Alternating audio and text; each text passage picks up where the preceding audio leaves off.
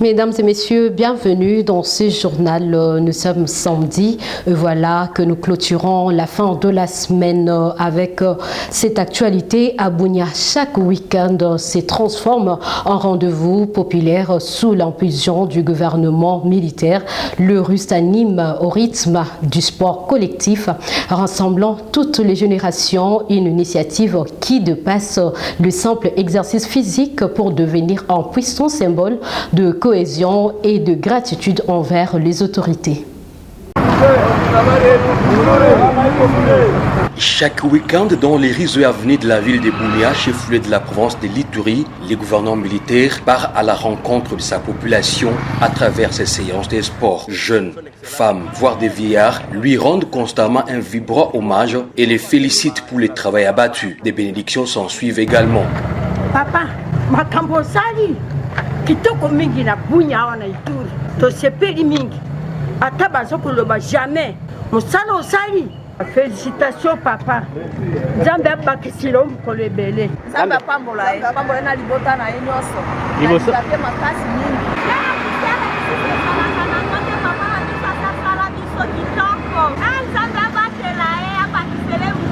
Pour ce samedi 31 mai, le gouvernement militaire a visité les ponts reliant les quartiers Bankoko et Kanyasi vers Montfleury en commune d'Mbunya. Sur place, l'autorité provinciale a échangé avec les maîtres d'ouvrage Kiyumo Gabaon, question de s'imprégner de l'évolution des travaux.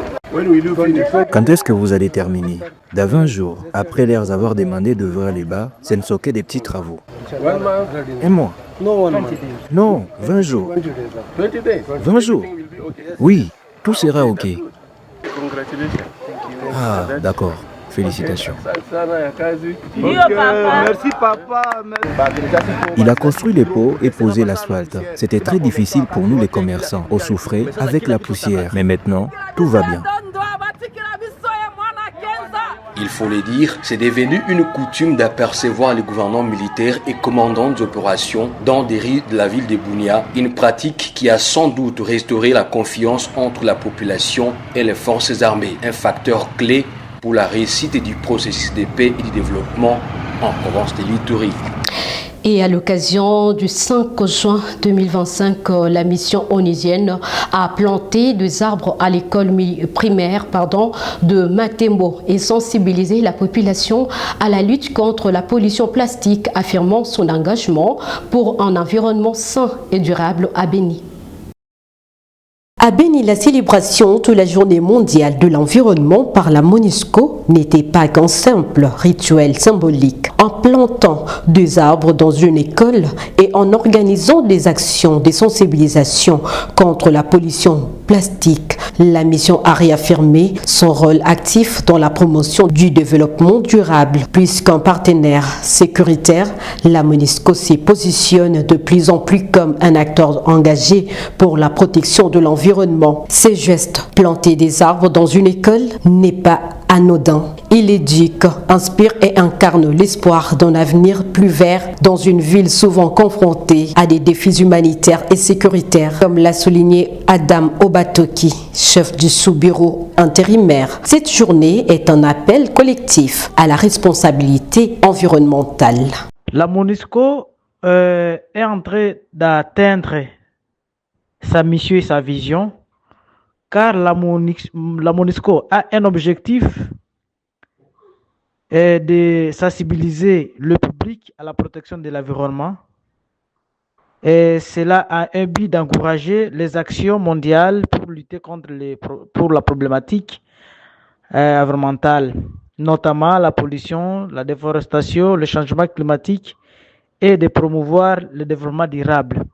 Bien que cette facette de sa mission n'est pas connue avec plusieurs parties prenantes, avec la population locale peut-être, mais la mission de la MONUSCO, la MONUSCO met en œuvre des stratégies de gestion des déchets solides, incluant les tri, et la MONUSCO aussi met ses efforts à réduire son empreinte carbone dans les opinions, dans les instances, dans la sphère des prises de décision.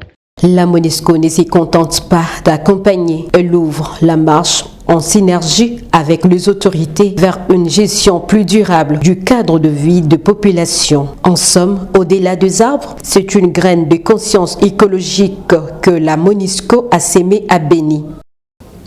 20 acteurs judiciaires, civils et militaires ainsi que des agents de la police nationale congolaise ont été formés par la MONUSCO à l'expertise balistique et à la lutte contre la cybercriminalité lors d'une session intensive des 10 jours clôturés le 5 juin 2025 à Béni.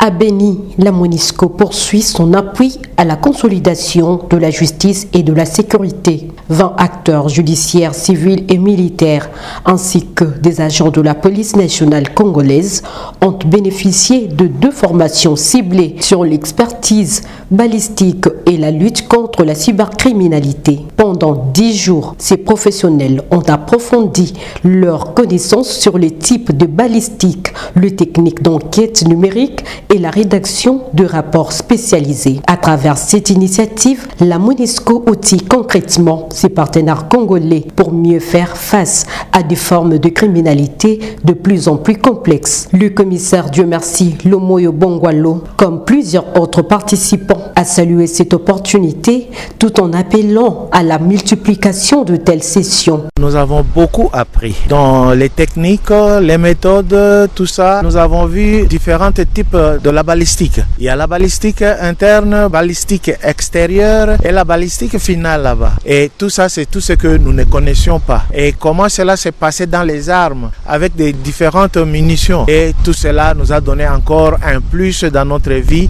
dans notre métier. Et nous serons maintenant capables de faire même des enquêtes en matière balistique et de faire notre rapport acquis de droit. Nous allons améliorer notre manière de travail parce que nous avons acquis de nouvelles connaissances. Prochainement, on voudrait à ce qu'on fasse encore plus de formation et qu'on approfondisse encore plus. Cela peut nous aider et ça sera pour toute la vie parce que nous n'allons plus perdre cela. Nous avons déjà un gain, nous avons gagné. L'état-major de renseignement des forces armées de la République démocratique du Congo a intercepté plus de 30 kilos de cocaïne au beach Ngobila en provenance de Brazzaville. La propriétaire présumée, Cécile Assoumani, a été arrêtée. Dexter Ndonzi pour le reportage. Joli coup de filet réalisé par l'état-major des renseignements militaires au beach Ngobila. 30 kg 893 grammes de cocaïne équivalent à plus d'$1 million américains cachés dans le haut-parleur. Des bols en plastique et des sacs d'habits ont été interceptés et saisis. Cette importante quantité de drogue en provenance de Brazzaville appartiendrait selon les informations recueillies à une dame répondant au nom de Cécile Assoumani aujourd'hui aux arrêts. Cette drogue a été détruite ce vendredi 6 juin 2025 en présence d'un haut magistrat militaire, du conseiller juridique du chef d'état-major des renseignements militaires et plusieurs officiers des forces armées.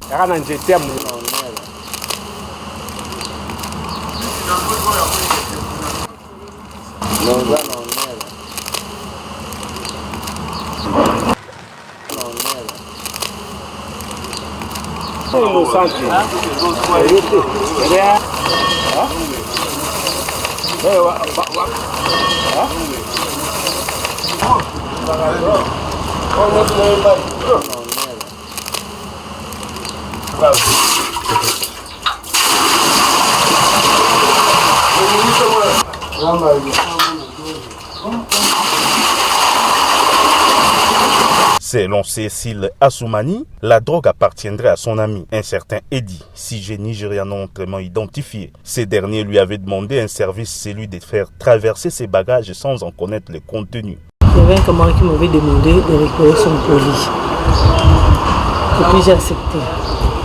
Après on m'a appelé qu'il y a un colis, est-ce que tu peux récupérer? J'ai dit oui. J'ai un ami qui m'avait demandé de récupérer le colis. Je suis arrivé au nom du colis en question. Il y a des histoires de la drogue et tout ça. J'ai dit, ça ne m'appartient pas aussi. Il n'y a pas de problème, on peut partir. Ils sont venus. Et puis on m'a dit, non, je suis coupable parce que pourquoi j'avais accepté de récupérer le colis que je n'ai pas vérifié. Il est de quelle destination? Non, je venais de Bava et Kinshasa. On a arrêté les colis à Kinshasa, moi j'étais présent. On m'avait dit, j'ai demandé c'est quel colis. Oh non, ce sont les histoires des enfants, j'ai emballé. L'intéressé sera transféré devant les juridictions compétentes pour non seulement subir la rigueur de la loi, mais aussi servir de pédagogie. Face au danger du trafic de drogue et autres stupéfiants, les voyageurs doivent éviter d'accompagner les bagages appartenant à d'autres personnes.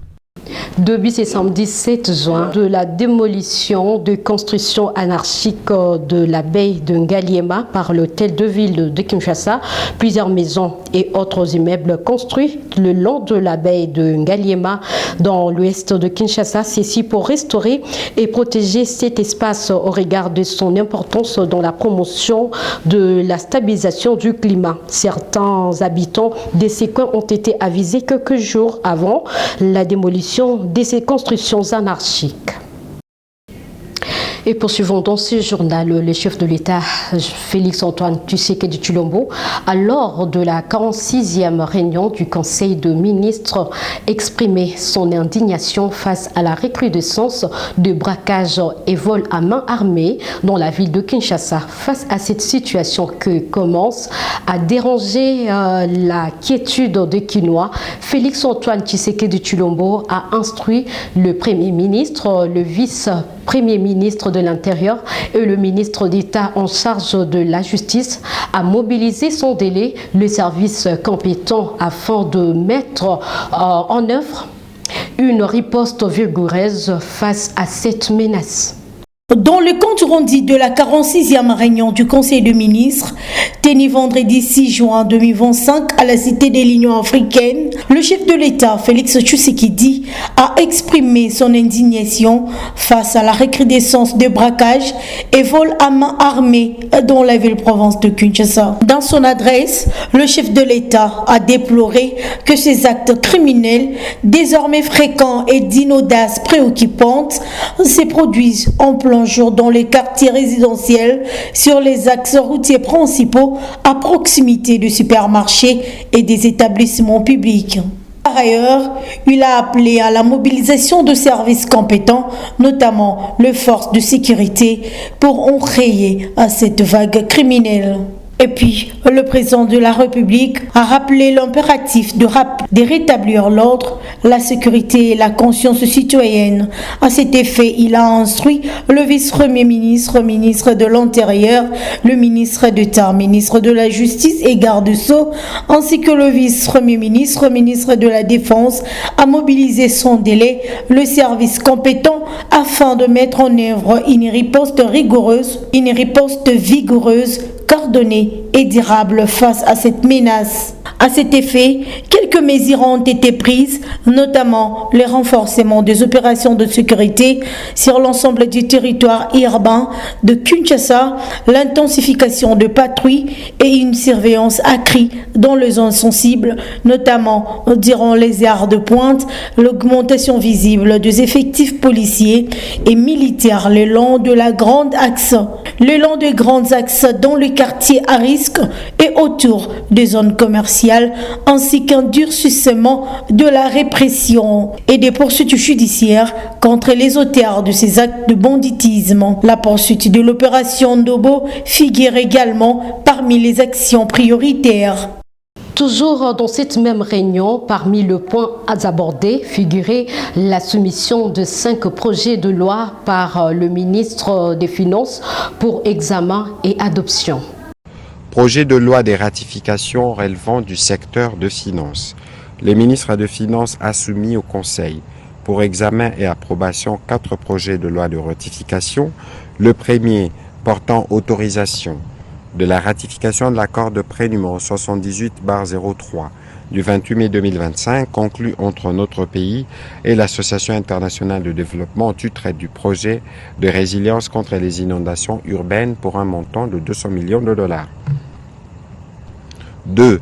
Projet de loi autorisant la ratification de l'accord de crédit 78/01 et 78 du 28 mai 2025 conclu entre la RDC et l'Association internationale de développement au titre du premier appui budgétaire sur la gouvernance, la transparence et la résilience économique de la RDC pour un montant de 600 millions de dollars américains.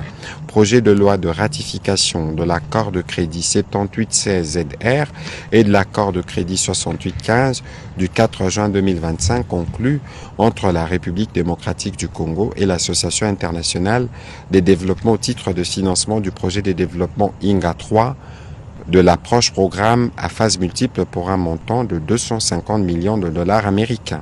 Projet de loi autorisant la ratification de l'accord de crédit numéro 7818ZR et de l'accord de crédit 7817 du 4 juin 2025 conclu entre la République démocratique du Congo et l'Association internationale des développements au titre du projet des développements de transport et des connectivités pour un montant respectivement de 115,2 millions de dollars américains et 225 millions de dollars américains. L'information s'est aussi construite en 1938, 87 ans après le pont Mbumba, situé sur la route caravane vers Mpozo à Matadi, chef-lieu de la province du Congo central, continue en danger permanent pour les usagers qui empruntent cette route, ville état précaire qu'il se trouve. Actuellement, approche quelques habitants, alertent les autorités provinciales pour sa réhabilitation. La dégradation très avancée de ces ponts appelés Mbumba, situés sur la route caravane vers Mpozo à Matadi, dont la province du Congo central, présente des inquiétudes pour les usagers de cette route car il sert de raccourci pour les habitants de ce coin. Actuellement, il ne reste qu'une seule bande, tant pour les engins roulants que les piétons. Selon ces riverains, sa dégradation est due à son état vestus, étant donné qu'il a été jeté depuis 1938. Malgré plusieurs réparations, ces ponts commence à céder. Vu l'importance de cette infrastructure, ce Matadien sollicite l'intervention rapide des autorités provinciales au risque d'être enclavés ou isolés.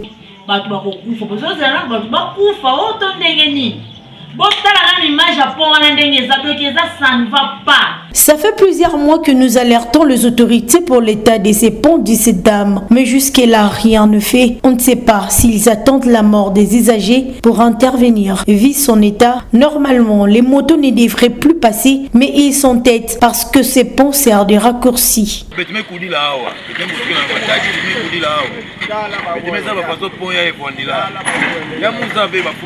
Nous avons grandi dans ces quartiers du 7 hommes et nous connaissons l'état de ces ponts. Son état actuel nous inquiète vraiment. Nous interpellons ici le président de l'Assemblée provinciale et les maires de la ville de penser à nous. Nous savons très bien que ce sont des technocrates et non des gens sans cœur.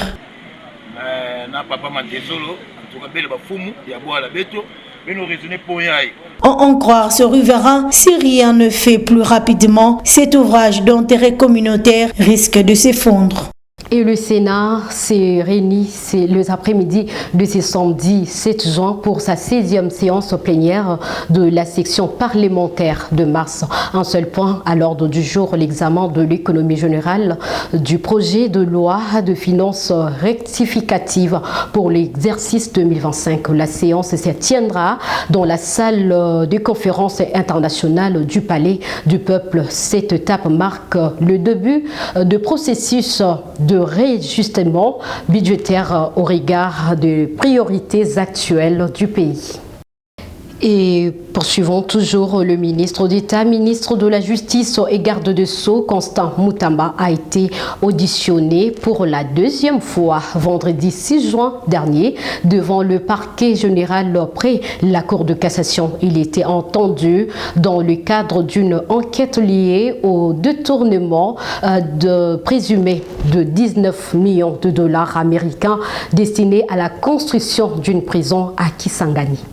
Au parquet général, les avant-midi de ce vendredi 6 juin, le ministre d'État, ministre de la Justice et garde des Sceaux, Constant Mutamba, était accompagné de nombreux sympathisants venus lui témoigner leur soutien, comme lors de sa première audition. Cependant, ces soutiens du ministre de la Justice ont été dispersés par la police à coups de gaz lacrymogène. L'audition menée par l'avocat général Sylvain Kalouila a duré 8 heures du temps, c'est-à-dire de 12h à 20h, et a porté porté sur les allégations de détournement de fonds publics ainsi que sur la procédure des passations de marché des gré à gré. Cette affaire est en cours d'instruction depuis que l'Assemblée nationale a autorisé le parquet à auditionner le ministre le 20 mai dernier sur fond de détournement de deniers publics, 19 millions de dollars pour une prison à Kisangani. Les auditions qui ont débuté les 3 juin de l'année en cours se poursuivront le lundi 9 juin prochain. Le parquet général examine les éléments liés à l'utilisation de 19 millions de dollars alloués à la construction d'une prison à Kisangani, ainsi que les conditions dans lesquelles le marché a été attribué. Cette enquête pré-juridictionnelle permettra au ministère public de déterminer la suite à donner du dossier. Des options sont possibles à l'issue de ces auditions. Si aucune infraction n'est établie contre le ministre, le dossier sera classé sans suite. Par contre, si des indices sérieux de culpabilité sont établis, le parquet général pourrait adresser un deuxième réquisitoire à l'Assemblée nationale pour obtenir l'autorisation de poursuite judiciaire contre le ministre d'État, ministre de la Justice, Constant Moutamba.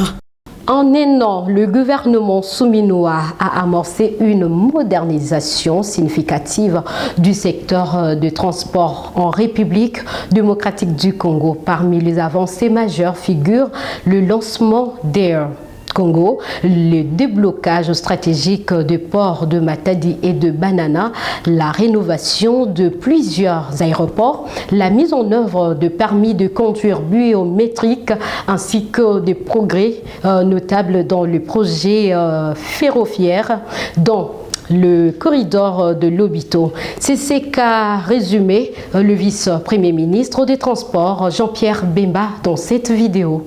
Que je pourrais retenir que nous avons mené assez rapidement dès la prise en fonction au niveau du ministère des Transports. Ça a été la mise en place des permis de conduire qui n'existaient plus depuis 2017. Ça, c'est une mesure que nous avons pu réaliser et rendue concret à partir du 1er décembre de l'année dernière. C'est la mise en place également de la compagnie aérienne Air Congo également. C'était un projet que le chef de l'État tenait à cœur et que nous avons rendu possible avec l'arrivée des 2 premiers avions. Ce qui fait que d'ici au mois de juin doit arriver encore 2 nouveaux avions, en plus des 2 737-800 que nous avons, pour continuer à desservir l'intérieur du pays et commencer sur les vols régionaux. Et puis, au niveau des ports, il y avait des dossiers très importants de partenariat avec MSC, qui est le plus grand transporteur de conteneurs mondial.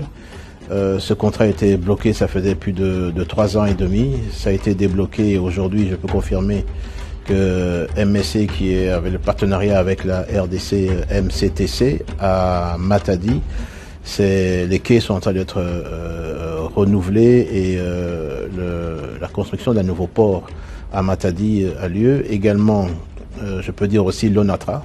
L'ONATRA est en train de vraiment de revivre et les 4 quais aussi sont en train d'être réalisés et sont en train d'être finalisés. Et le grand projet au niveau de Banana, DP World, aussi que vous entendiez parler depuis 2017 également, a été bloqué. Aujourd'hui, je peux vous confirmer qu'on a débloqué et DP World a commencé les travaux au niveau de Banana et notamment également le dragage aussi de Banana et le port de Banana, sa construction a démarré. Et avant de nous séparer, à Goma, les fidèles musulmans ont célébré la fête de Tabaski. C'est vendredi 6 juin 2025 dans un esprit de paix et de solidarité, un moment de prière et de communion marqué par des appels à l'unité nationale et au soutien envers les populations de l'Est de la République démocratique du Congo. Une journée très spéciale. En termes de journée en islam, c'est la 2e journée la plus importante de l'année parce que nous célébrons aujourd'hui la fête qu'on appelle fête des moutons ou fête des Tabaski ou le grand Eid. Le Congo, c'est mon pays. Je suis musulman mais je suis citoyen de la RDC. Et ce pays, nul n'ignore, a une instabilité non seulement politique mais beaucoup plus sécuritaire exagérée. Or, l'islam, c'est la paix. Il est temps maintenant que les gens disent assez à tout ce qui s'est fait, à tout ce qui se passe en RDC et surtout sur le plan sécuritaire. Évidemment, tous les acteurs politiques sont croyants. S'ils ne sont pas musulmans, ils sont chrétiens, ils sont quand même croyants d'une ou une autre religion. Si ils sont vraiment croyants, qu'ils écoutent les appels de tous les hommes de Dieu. Parce que nous, musulmans, nous le faisons aujourd'hui. Nous l'avons fait dans la Eid al-Adha il y a 2 mois, mais il y a aussi les catholiques qui l'ont fait, il y a les protestants qui l'ont fait. Et si les protagonistes, les acteurs de cette instabilité politique et sécuritaire, s'ils sont croyants, ils n'ont qu'à suivre l'appel de leurs leaders communautaires religieux. Et voici la fin de ce journal, mesdames et messieurs. Derrière la caméra, c'était Giovanni Ilumbe, sous la supervision de Maurice Molila. Coup de chapeau à toute l'équipe rédactionnelle de Michapi West TV et à vous surtout, portez-vous bien. Bonne santé chez vous. Merci.